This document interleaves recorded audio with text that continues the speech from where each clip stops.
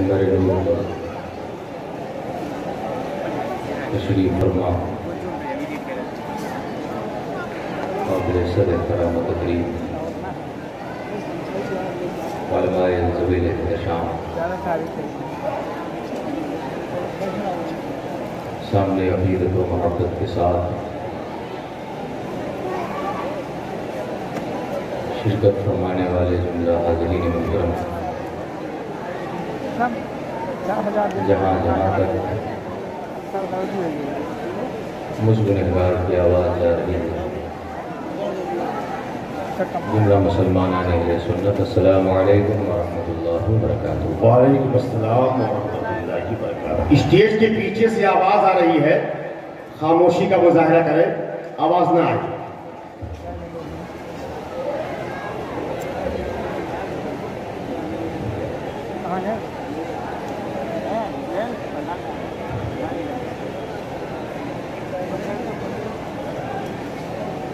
بسم اللہ الرحمن الرحیم، لک الحمد یا اللہ ونصلی ونسلم علیک یا رسول اللہ وعلی آلک واصحابک یا حبیب اللہ، اما بعد فاعوذ باللہ من الشیطان الرجیم، بسم اللہ الرحمن الرحیم،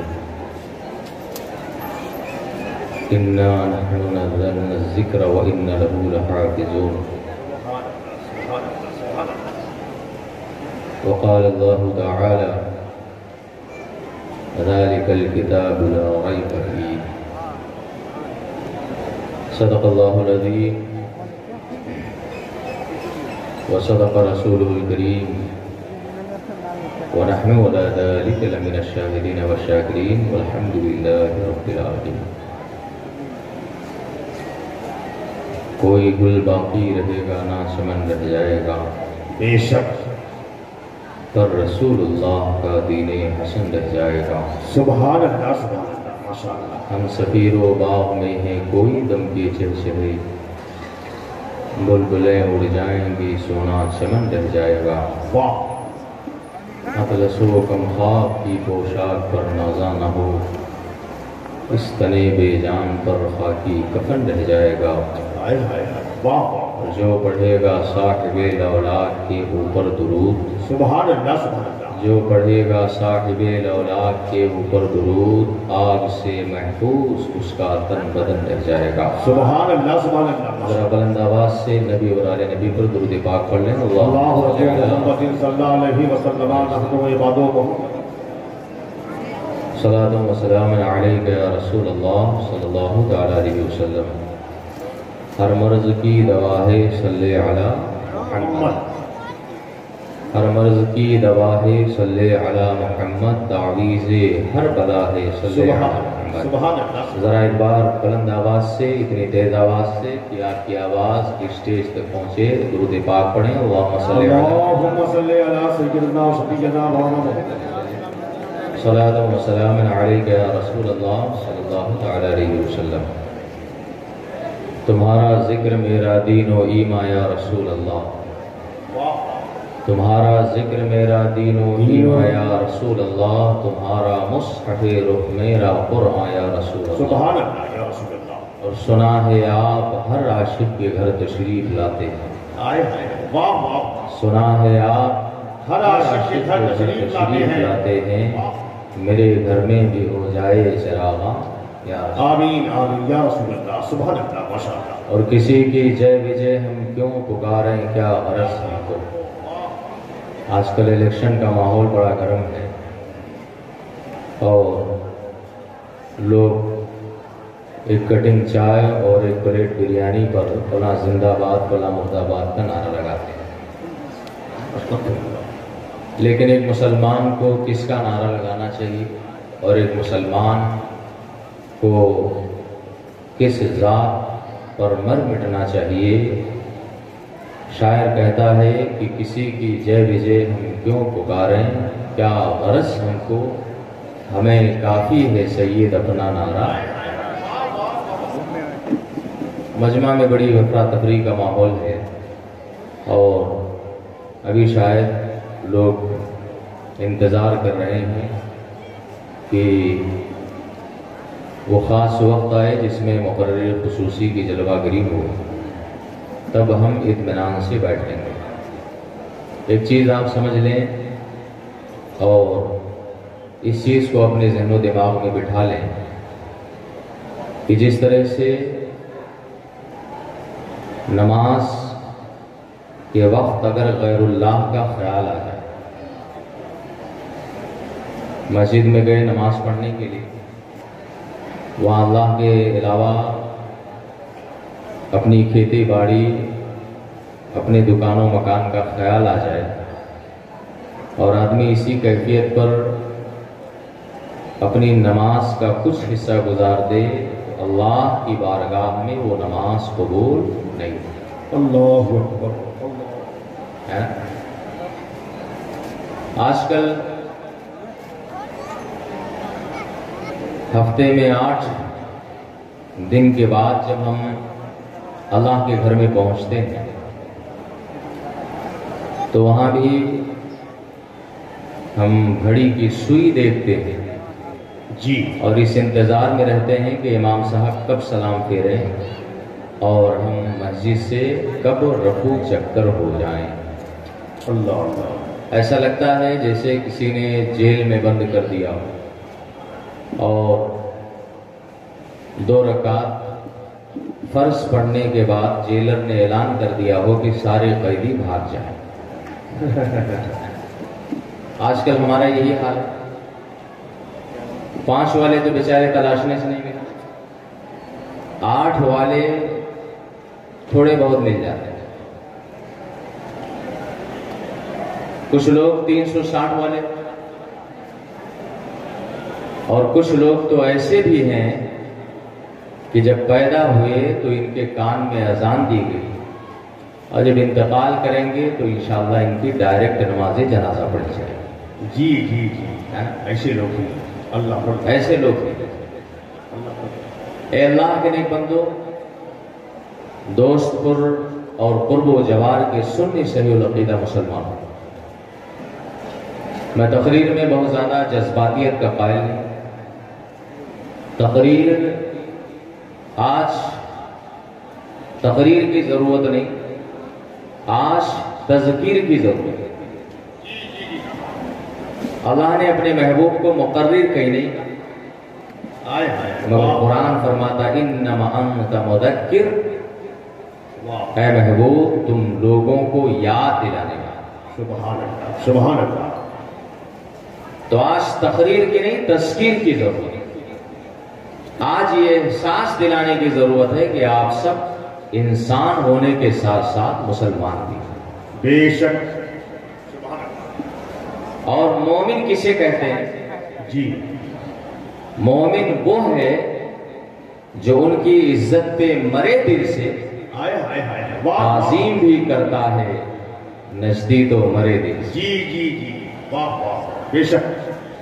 تو بہت سارے لوگ اللہ کے گھر میں اگر ہفتے میں چلے گئے یا عید بقرعید میں چلے گئے تو وہاں بھی دنیا اور دنیا کے خیالات ان کا پیچھا نہیں چھوڑتے۔ جی، ایک مولانا صاحب تقریر کر رہے تھے کہ نماز پڑھنے میں بڑا فائدہ۔ ایک نوجوان کھڑا ہو گیا کہ مولانا صاحب واقعی بہت فائدہ۔ مولانا صاحب نے پوچھا تجھے کیا فائدہ ملا؟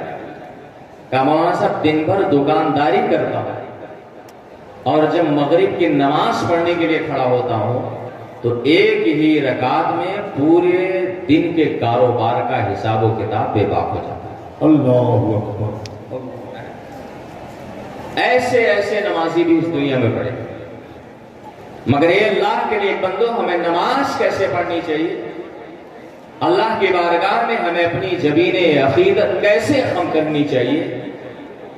جبریل امین نے مصطفیٰ جان رحمت صلی اللہ علیہ وسلم سے عرض کیا تھا، یا رسول اللہ احسان کیا؟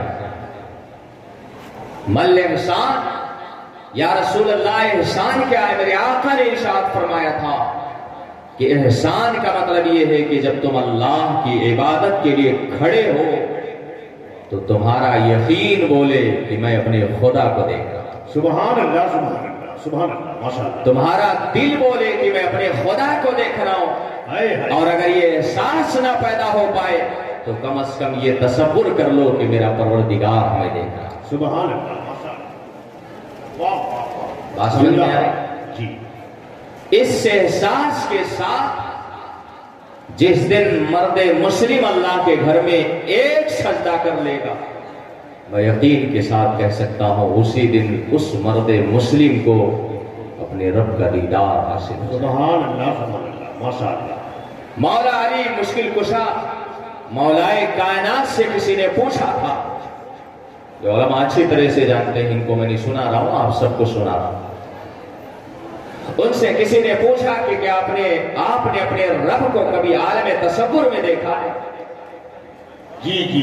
تو مولا مشکل کشا نے ارشاد فرمایا تھا, نادان یہ مت پوچھ کہ دیکھا ہے یا نہیں دیکھا ہے, یہ پوچھ کہ علی نے اپنے رب کو عالم تصور میں کتنی بار دیکھا. سبحان اللہ سبحان اللہ. جب علی سجدے کے لیے اپنے سر کو زمین پر رکھتا ہے تو اس وقت تک سجدے سے سر نہیں اٹھاتا جب تک وہ اپنے پروردگار کا دیدار نہیں کرتا. سبحان اللہ. نعرہ تکبیر, نعرہ رسالت. حضرت علامہ کمال احمد صاحب قبلہ علی بھی جلسہ دستار بندی زندہ باد زندہ. سبحان اللہ سبحان اللہ. امام اعظم امام ابو حنیفہ رحمۃ اللہ علیہ کی بارگاہ میں واہ واہ واہ. ایک شخص پہنچا کہ حضور غضب ہو گئے. کہا کیا ہوا؟ کہا حضور اپنا خزانہ میں نے اپنے گھر میں کہیں دفن کر دیا تھا, بہت تلاشا مگر وہ خزانہ مل ہی نہیں رہا. حضور کوئی نسخہ بتائیے, کوئی دعا بتائیے, کوئی ترکیب بتائیے کہ مجھے میرا خزانہ مل جائے. امام اعظم سمجھ گئے کہ یہ پکا دنیا دار ہے. امام اعظم نے فرمایا کہ گھر جا, وضو کر لے, مصلی بچھا لے اور اللہ کی بارگاہ میں نماز کی نیت باندھ کے کھڑا ہو جا, تجھے تیرا خزانہ مل جائے. واہ واہ. بڑا اچھا آئیڈیا. گھر گیا, وضو بنایا, جلدی سے مصلی بچھایا اور نیت باندھ کے جیسے اللہ اکبر کہتے ہوئے نیت باندھا, بڑکا شیطان آ گیا. جی جی ہے نا. آپ خود اس بات کا احساس کرتے ہوگے کہ جب ہوٹلوں پر بیٹھتے ہیں تو آپ کے ذہن میں افکار و خیالات کا ہجوم نہیں آتا ہوتا. جی جی.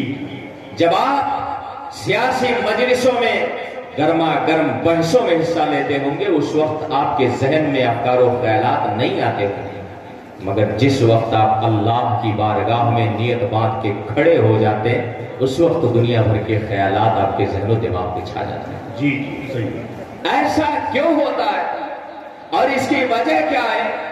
اے اللہ کے نیک بندو, شیطان یہ حضرت آدم کی عظمت کا انکار کرنے کے بعد اس نے خدا کو چیلنج کیا تھا کہ میں اے پروردگار, میں تیرے بندوں کو جب تک میں رہوں گا میں انہیں گمراہ کرتا رہوں گا, انہیں بھٹکاتا رہوں گا, انہیں صراط مستقیم سے ہٹاتا رہوں گا.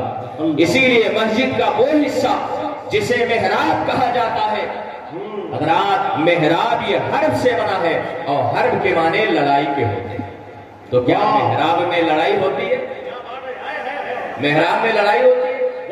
اے اللہ کے نیک بندو, محراب میں تو شانتی سے امام کھڑا ہو کر کے آپ کو نماز پڑھاتا. پھر محراب کو محراب کیوں کہتے ہیں؟ اس لیے کہ آپ کا جو امام ہوتا ہے, آپ کا جو امام ہوتا ہے, آپ کا جو مقتدا ہوتا ہے, آپ کا جو پیشوا ہوتا ہے, وہ انسانوں سے نہیں لڑائی کرتا ہے, اس وقت وہ شیطانوں سے لڑائی کرتا ہے. واہ واہ واہ. زندہ باد زندہ باد.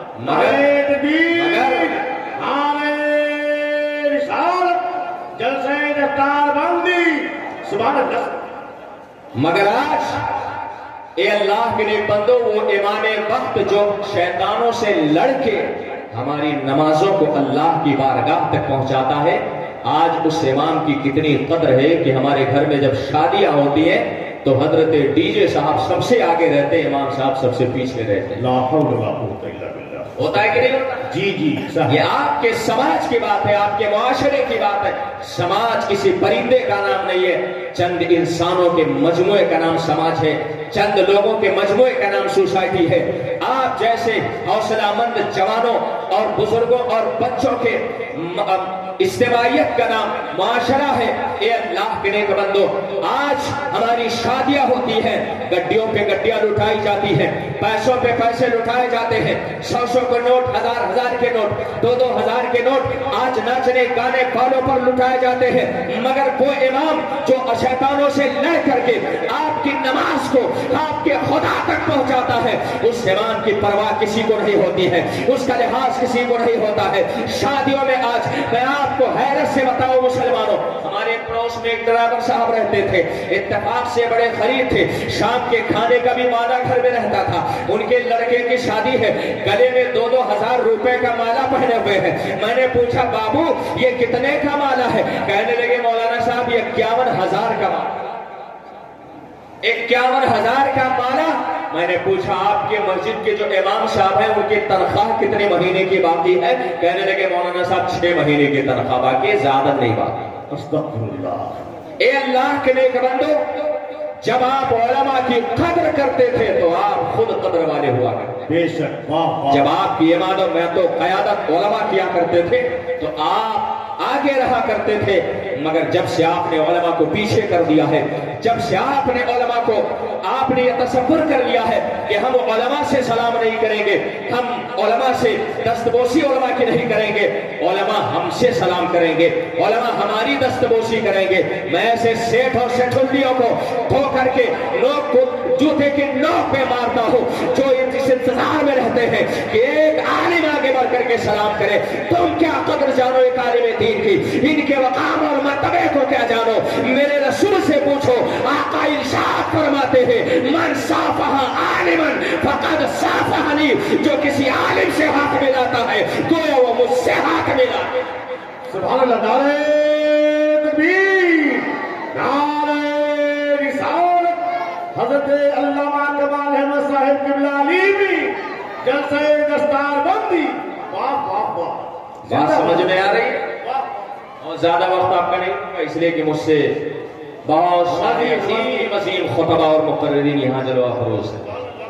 میں تو صرف اپنے استاذ مکرم، اپنے مشفق اور مربی حضرت علامہ فروغ احمد اعظمی دامت برکاتہم العالیہ کے حکم کی تعمیل میں حاضر ہو گیا سبحان، اور اپنے کرم فرما عالی جناب سیٹھ محمد علی اور الحاج سیٹھ اصغر علی صاحبان، دیکھیں جو دین کا کام کرتا ہے اس کی تعریف ممبر رسول سے ہوا ہے۔ سبحان اللہ، ماشاءاللہ۔ ہمارے محمد علی بھائی اپنا بنگلہ نہیں بنوا رہے، آپ مدرسے کے پیچھے جا کے دیکھ لو، مدرسہ بنوا رہے۔ واہ واہ واہ واہ۔ مدرسہ یہ اللہ کے رسول کا گھر ہوتا ہے، اور جو اللہ اور اس کے رسول کا گھر آباد کرتا ہے اللہ اس کے گھر پر رحمتوں کی برسات کیا۔ سبحان اللہ۔ آج ممبر رسول پر ان کا نام کسی چاپلوسی یا لفافے کے لالچ میں نہیں لیا جا رہا ہے، آج اس لیے لیا جا رہا ہے کہ علماء کی قدر کرتے ہیں۔ جو علماء کی قدر کرتا ہے اللہ اس کی عزت کو بڑھا دیا کرتا ہے۔ تو گھٹانے سے کسی کے نہ گھٹا ہے نہ گھٹے، جب بڑھائے تجھے اللہ تعالیٰ تیرا۔ سبحان اللہ، سبحان اللہ، سبحان اللہ۔ اللہ کے نیک بندو، یہ علماء یہ چاپلوسی نہیں کرتے، یہ اس لیے نام لے رہے ہیں دونوں حضرات کا کیونکہ انہوں نے علم کا اتنا عظیم شان قلعہ تعمیر کیا۔ واہ واہ واہ۔ اور سیٹھ رضی مرحوم جو اسی مدرسے کے گیٹ کے پاس مدفون ہیں، ان کی قربانیاں یاد کرو مسلمان۔ ساری زندگی انہوں نے مدرسے کی خدمت کی، آج اللہ نے انہیں وہ مقام عطا کیا کہ آج اپنے رسول کے گھر کے بغل میں انہیں 2 گز زمین عطا کر دی۔ جو بھی طالب علم آئے گا، جو بھی علماء آئیں گے، اے اللہ کے نیک بندوں، میں نے بزرگوں سے سنا ہے جہاں عالم دین کا قدم پڑ جاتا ہے اللہ اس آبادی کے قبرستان سے 40 دن کے لیے عذاب کو ہٹا دیا کرتا ہے۔ مرحوم رضی خان، ان کی قبر مدرسے کے گیٹ پہ بنی ہوئی ہے، کوئی بھی طالب علم آئے گا وہاں سے گزرے گا، کوئی بھی عالم آئے گا وہاں سے گزرے گا، اور جو بھی گزرے گا وہ بلا شبہ اپنے قدموں کی برکتیں چھوڑ جائے گا۔ انشاءاللہ تعالی صبح قیامت تک مرحوم کے درجات بلند ہوتے رہیں گے۔ یہ کسی اور کا صلہ نہیں ہے، علماء سے محبت کا صلہ ہے، علماء سے عقیدت کا صلہ ہے، علم پروری کا صلہ ہے، اور علماء کی قدر داری کا صلہ ہے۔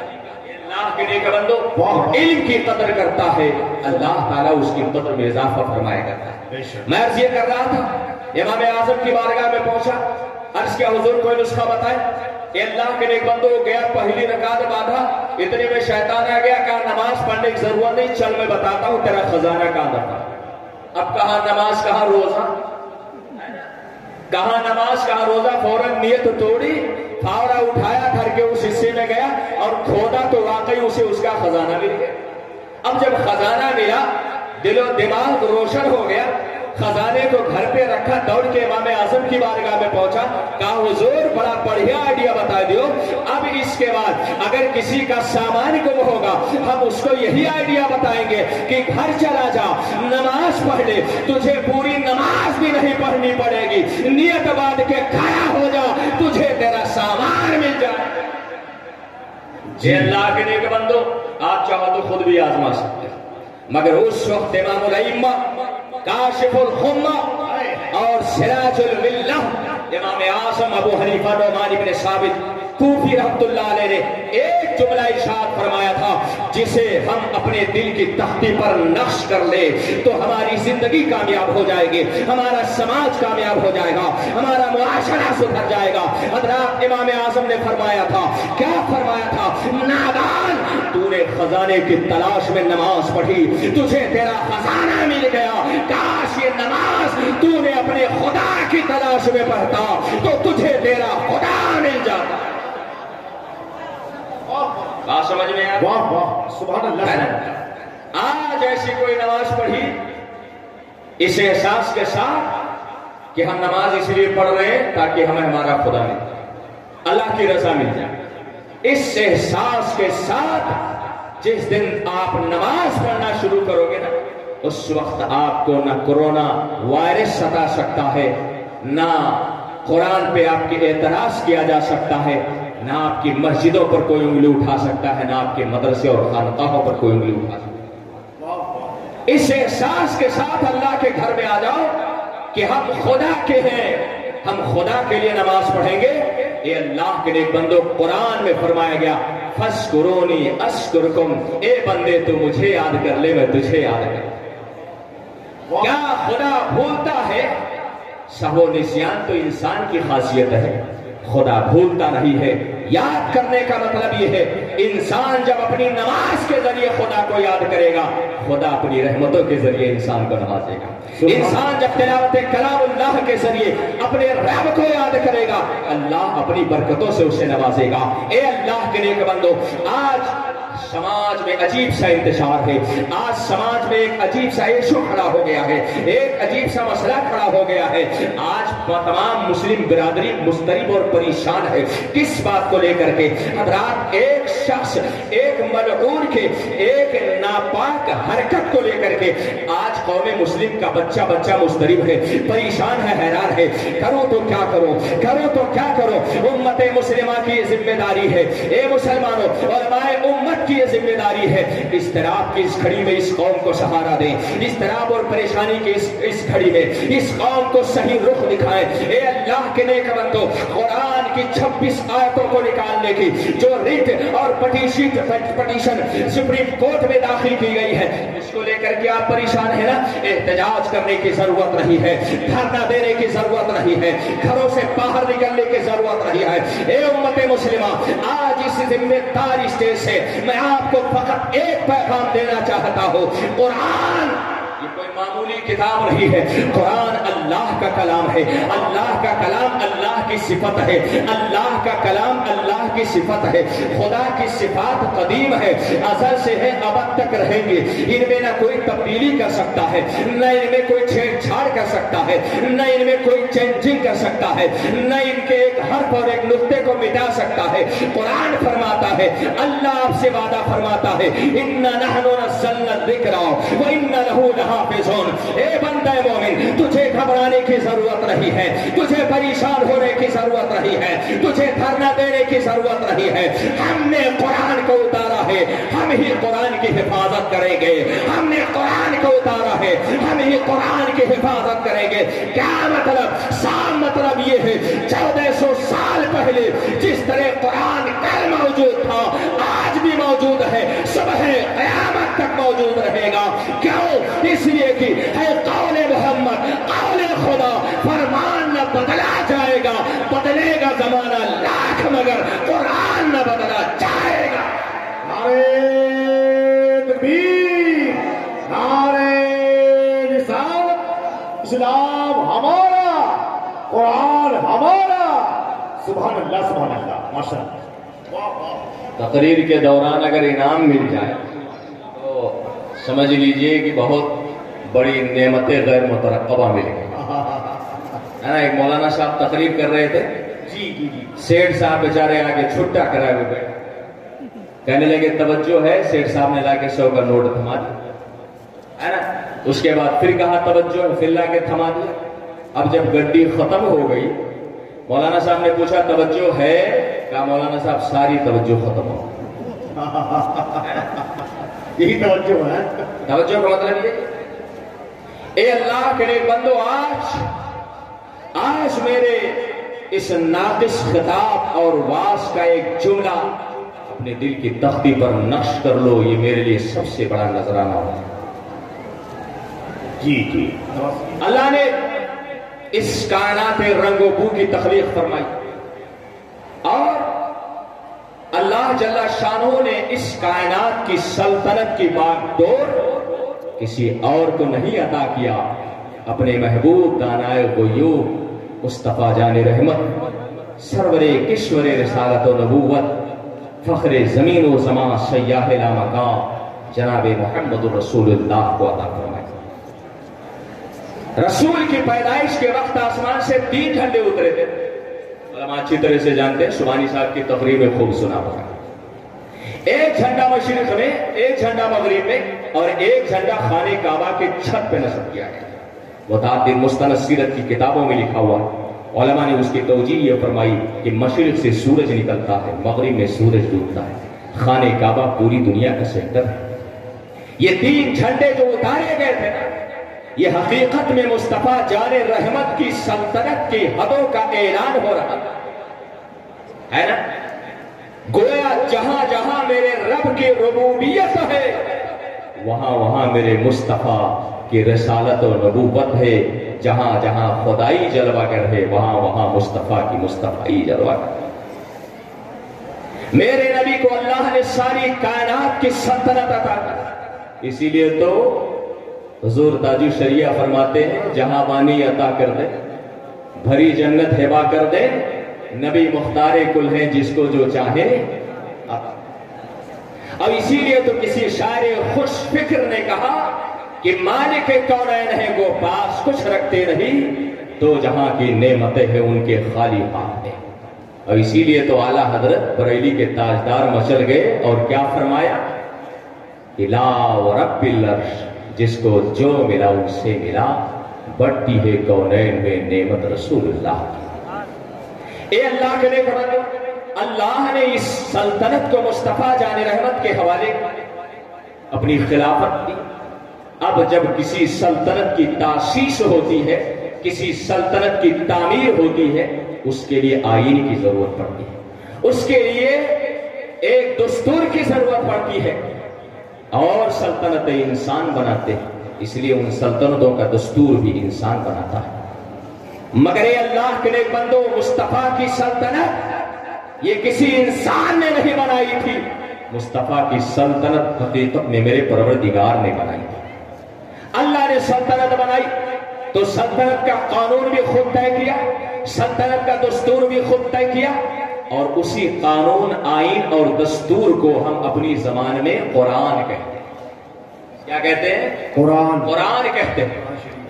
अच्छा जरा सोचें, कुरान अल्लाह का कलाम है, अल्लाह का नाजिल करता कलाम है ना। इंसान जब किसी चीज को बनाता है तो उसमें 2 खासियतें हैं। एक तो ये कि इंसान की बनाई हुई शय, मसनू बनाई हुई चीज में इंसान जब चाहे चेंजिंग कर सकता है, तब्दीली कर सकता है। वक्त बहुत ज्यादा नहीं, वरना मैं जरा तफसील से बात करता, बस 10-5 मिनट में अपनी गुफ्तगू समेट रहा हूं। ए अल्लाह के नेक बंदो, इंसान जब किसी चीज को बनाता है उसमें चेंजिंग होती है, इसलिए कि अल आलम मुतगय्यर व कुल्लु मुतगय्यर हादिस। उलमा ने बहुत अच्छी तरह से पढ़ा और पढ़ाया होगा। इसका मतलब यह है कि दुनिया इनकलाब पज़ीर है, दुनिया में चेंजिंग होती है। मसलन जब सबसे पहला कंप्यूटर बना था تو اس کا حجم اور اس کی سائز اتنی بڑی تھی نا کہ پورے کمرے میں آتا، ایک کمرہ پورا لے لیتا ہے، اتنا بڑا کمپیوٹر. مگر آج انسان نے اس میں چینجنگ کی اتنی تبدیلی کی کہ بڑا ایک کمرے میں آنے والا کمپیوٹر ہمارے جیب میں ہے، ہم جیب میں لے کر کے پورا کمپیوٹر گھوم رہے ہیں. بے شک صحیح سچ. تو پتہ یہ چلا کہ جو چیز انسان بناتا ہے اس میں چینجنگ ہو سکتی ہے، اس میں تبدیلی ہو سکتی ہے، اس میں انقلاب ہو سکتا ہے، اس میں بدلاؤ ہو سکتا ہے. مگر جو چیز خدا بناتا ہے، جو چیز اللہ نازل کرتا ہے، جو چیز من جانب اللہ ہوا کرتی ہے، اس چیز میں کوئی تبدیلی نہیں ہوتی ہے، اس چیز میں کوئی بدلاؤ نہیں ہوتا ہے، اس چیز میں کوئی انقلاب نہیں ہوتا ہے. بتاؤ مسلمانوں، اللہ نے مصطفیٰ جان رحمت پر قرآن کو نازل کیا، کیا قرآن میں کوئی بدلاؤ ہو سکتا ہے؟ قرآن میں کوئی تبدیلی ہو سکتی ہے؟ ارے یہ ناپاک زندگی بھر کوششیں کرتے رہے مگر قرآن کا ایک پارہ تو کھجا، قرآن کی ایک سورت تو کھجا، قرآن کی ایک آیت تو کھجا، قرآن کا ایک لفظ تو کھجا، قرآن کا ایک حرف تو کھجا، قرآن کا ایک نقطہ تو کھجا. قرآن کی ایک حرکت نہیں بدل سکتی ہے، قرآن کا زیر و زبر نہیں بدل سکتا ہے. کیوں؟ اس لیے کہ قرآن اللہ کا کلام ہے اور اللہ ارشاد فرماتا ہے لا تبدیل لکلمات اللہ، اللہ کے کلمات کو کوئی تبدیلی نہیں ہوا کرتی. واہ واہ واہ. آپ کو گھبرانے کی ضرورت نہیں، آپ کو پریشان ہونے کی ضرورت نہیں ہے. ایک چیز اور بتا دو مسلمانوں، انسان جب کسی چیز کو بناتا ہے اس کی ایک ویلیڈیٹی ہوا کرتی ہے، اس کی ایک میعاد ہوا کرتی ہے، اس کی ایک حد ہوا کرتی ہے. مگر جو چیز اللہ بناتا ہے اس کی کوئی ویلیڈیٹی نہیں ہوتی ہے، اس کی کوئی حد نہیں ہوتی ہے. اللہ نے جنت بنائی وہ ابد تک رہے گی، اللہ نے انسانوں کی ارواح کو بنایا وہ ارواح ابد تک رہے گی، اللہ نے جہنم کو بنایا جہنم ابد تک رہے گا. اے اللہ کے نیک بندو، پتہ یہ چلا جو چیز انسان بناتا ہے وہ چیز فانی ہوا کرتی ہے مگر جو چیز اللہ بناتا ہے وہ ابدی ہوا کرتی ہے. قرآن کو کس نے بنایا ہے؟ قرآن کو کس نے بنایا ہے؟ قرآن کو کس نے اتارا ہے؟ اے اللہ کے نیک بندو، قرآن کو اللہ نے اتارا ہے، قرآن اللہ کی صفت ہے. بتاؤ مسلمانوں، کیا قرآن میں کوئی بدلاؤ ہو سکتا ہے؟ نہیں ہو سکتا، اس لیے کہ قرآن یہ اللہ کا کلام ہے، اللہ کا کلام کبھی نہیں بدلتا ہے. اور یاد رکھو مسلمانوں، آج ضرورت کس بات کی ہے؟ آج ہمیں کرنا کیا چاہیے؟ حضرات، ہم احتجاج نہ کریں، ہم مظاہرہ نہ کریں، اس لیے کہ ہمیں معلوم ہے اگر ہم احتجاج کریں گے جیل میں ہم ڈالے جائیں گے. حضرات، احتجاج کریں گے لاٹھیاں ہم کھائیں گے، احتجاج کریں گے ظلم و جبر کے پہاڑ ہمارے اوپر توڑے جائیں گے. مگر اے مسلمانوں، آپ کو کچھ کرنے کی ضرورت نہیں ہے، صرف اور صرف اپنے گھر میں جو اللہ کا کلام رکھا ہے نا، ٹیلی ویژن، بڑے بڑے اسکرین والے ٹیلی ویژن کو ہٹاؤ. اے اللہ کے نیک بندو، اپنے گھر میں قرآن کو لاؤ، اپنے گھر میں قرآن کو لاؤ. آج ہمارا معاشرہ کس قدر بگڑ چکا ہے. ٹیلی ویژن وہ بڑے بڑے ڈسپلے والا لگایا ہے، اس کے اسکرین کو روزانہ صاف کرتا ہے مگر اللہ کا کلام جو اس کے گھر میں رکھا ہوا ہے ہزاروں مکھیاں اس پر بیٹھتی ہے، اس پر دھول کی گرد اور تہے جمی رہتی ہے مگر یہ کبھی اٹھا کر کے قرآن کے جزدان کو صاف نہیں کرتا. ضرورت اس بات کی ہے مسلمانوں، ایک بار پھر سے ہم اللہ کے کلام کو اپنے سینے سے لگا دیں اور یہ اعلان کر دیں جب تک زندگی، جب تک اس جسم میں جان رہے گی تب تک دنیا میں ہمارا قرآن رہے گا، تب تک دنیا میں اللہ کا کلام رہے گا. ہم اپنے عمل کے ذریعے اللہ کے کلام کی حفاظت کریں، اپنے کردار کے ذریعے اللہ کے کلام کی حفاظت کریں، اپنے گفتار کے ذریعے اللہ کے کلام کی حفاظت کریں. اے اللہ کے نیک بندو، قرآن میں اس طرح سے ڈھل جاؤ کہ ہمارا وجود قرآن قرآن بولے، ہمارا چلنا قرآن قرآن بولے، ہمارا اٹھنا قرآن قرآن بولے. ہم قرآن کی ایسی تفسیر بن جائے کہ دنیا جب ہمیں دیکھے تو کہے یہ کوئی عام قوم نہیں ہے، یہ وہ قوم ہے جس کی رشد و ہدایت کے لیے اللہ نے قرآن جیسی عظیم کتاب کو نازل فرمایا. آج یہ کرنے کی ضرورت ہے مگر ہماری قوم کا نوجوان اللہ رحم فرمائے، ہے نا؟ پہلے سوتا تھا تو درود اور قرآن پڑھ کے سوتا تھا، آواز سو رہا ہے تو موبائل پر فلمیں دیکھ کے سو رہا ہے نا؟ پہلے قرآن پڑھتا تھا تو اس کے خواب میں اللہ کی رحمتیں دکھائی دیتی، درود پڑھتا تھا، مصطفیٰ جان رحمت کے رخ انور کو دیکھتا تھا، میں سو جاؤں یا مصطفیٰ کہتے کہتے، بھلے آنکھ صلی اللہ کہتے کہتے۔ آج کا نوجوان موبائل پر خانوں کو دیکھ کے سوتا ہے، اس لیے آج خواب میں شیطانوں کو دیکھا کرتا ہے۔ نماز فجر اس کی چھوٹ گئی، کوئی پرواہ نہیں ہے، نماز عشاء چلی گئی، کوئی پرواہ نہیں ہے، مگر 3 گھنٹے کی فلم وہ موبائل پر ضرور دیکھے گا۔ اے اللہ کے نیک بندو، ان بطش ربک لشدید، تمہارے رب کی پکڑ بڑی سخت ہے، اللہ کے پکڑ سے ڈرو۔ جس گھر میں آپ اللہ کا کلام رکھے ہوئے ہو، اس گھر میں موبائل پر آپ فلمیں دیکھتے ہو، آپ کو شرم نہیں آتی؟ آپ کی غیرت کہاں مر جاتی ہے؟ آپ کا ضمیر کہاں سو جاتا ہے؟ جس گھر میں اللہ کا معزز کلام رکھا ہو، اس گھر میں موبائل پر فلمیں دیکھو گے تو اللہ کی رحمتیں نہیں ملے گی، اللہ کی لعنتیں آپ کو ملے گی، فرشتے آپ کے گھر میں نہیں آئیں گے، شیطان آپ کے گھر میں آئیں گے۔ اسی لیے مسلمانوں، آج غربت ہم کو ستا رہی ہے، آج مفلسی ہم کو تنگ کر رہی ہے، مگر یاد رکھو مسلمانوں، جس دن ہم نے قرآن پڑھنا شروع کر دیا، مسلمان غریب نہیں رہے گا، مسلمان مفلس نہیں رہے گا۔ آؤ میں آپ کو بتاتا ہوں، حضرت عثمان غنی رضی اللہ تعالیٰ عنہ کا دور ہے، ایک صحابی رسول مرض الموت میں گرفتار ہوتے ہیں۔ اے اللہ کے نیک بندو، حضرت عثمان غنی اشرفیوں کی ایک تھیلی لے کر کے ان کی عیادت کے لیے جاتے ہیں۔ حضرات گئے اور جانے کے بعد جب واپس ہوئے، اشرفیوں کی تھیلی وہی چھوڑ دی۔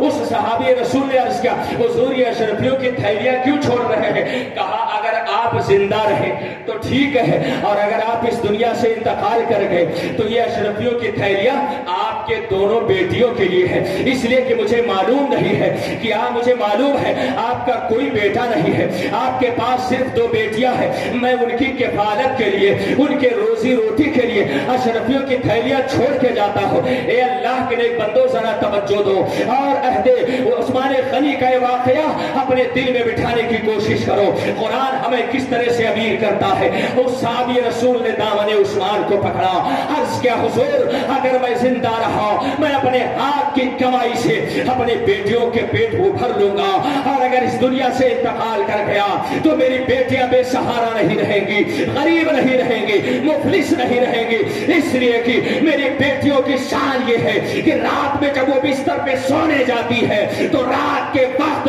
وہ سونے سے پہلے قرآن کے سورہ واقعہ کی تلاوت کرتی ہے، اس کے بعد نیند کی آغوش میں جاتی ہے۔ مجھے یقین ہے کہ جو انسان قرآن پڑھ کے سوئے گا وہ انسان غربت کا کبھی چہرہ نہیں دیکھے گا، وہ انسان کبھی مفلس نہیں ہو سکتا ہے، وہ انسان کبھی غریبی نہیں دیکھ سکتا ہے۔ اے اللہ کے نیک بندو، آج ضرورت اس بات کی ہے ہم قرآن کی طرف پھر سے آ جائیں، اپنے عمل کے ذریعے قرآن کی حفاظت کریں۔ قوم کے ہر بچے کے ہاتھ میں قرآن ہونا چاہیے، موبائل کو ہٹاؤ، ٹیلی ویژن کو ہٹاؤ، اپنے ہاتھ میں قرآن کو اٹھاؤ، تب تمہارے قوم سے صدا آئے گی، دست و دست ہے دریا بھی نہ چھوڑے ہم نے، بحر ظلمات میں دوڑا دیے گھوڑے ہم نے، دی اذانیں کبھی یورپ کے کلیساؤں میں، کبھی افریقہ کے تپتے ہوئے صحراؤں میں۔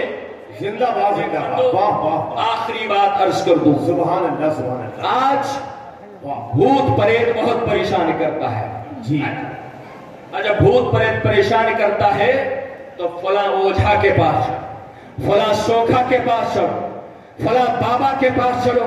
اے اللہ کے نیک بندو، کیا آپ کو اتنا شعور نہیں؟ کیا آپ کو اتنی عقل نہیں کہ قرآن سے بڑا کوئی تعویذ نہیں، بے شک بے شک، قرآن سے بڑی کوئی دعا نہیں؟ قرآن خود ہی فرماتا فیہ شفاء للناس۔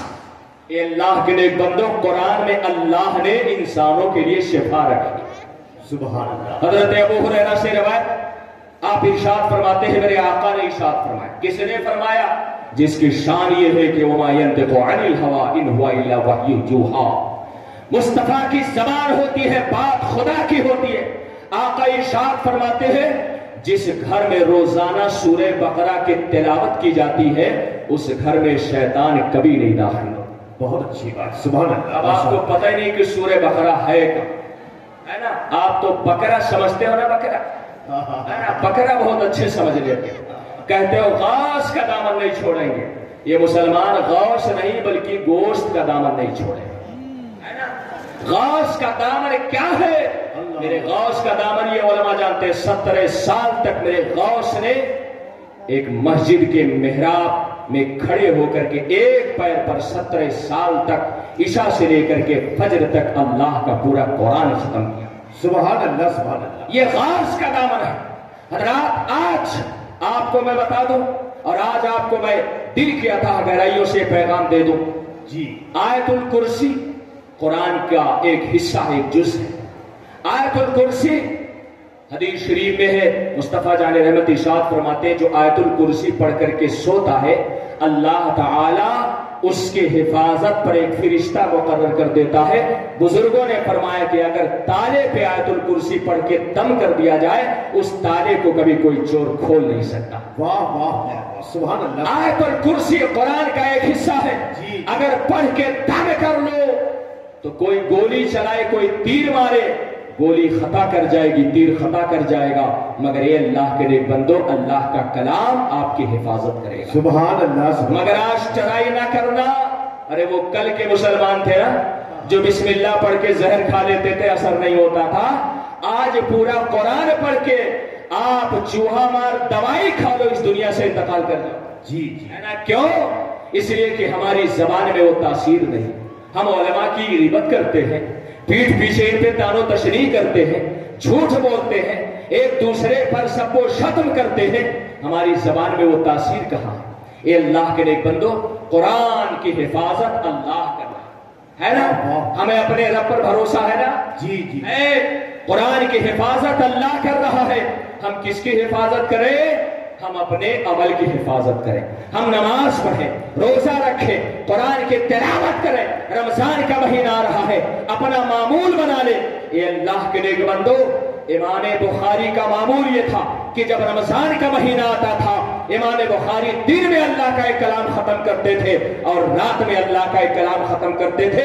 اس لیے جب ان کا انتقال ہوا، اے اللہ کے نیک بندو، ختم قرآن کی برکت سے اور خدمت حدیث کی بدولت امام بخاری کا جب انتقال ہوا، ان کے قبر کی جو مٹی تھی نا، اللہ نے اسے معطر و معمبر بنا دیا اور اس مٹی میں اللہ نے شفا رکھ دی جو اسے لے جا کے کسی بیمار کو کھول کے پلا دیتا، اس بیمار کو لا علاج بیماریوں سے بھی شفا حاصل ہو جاتی.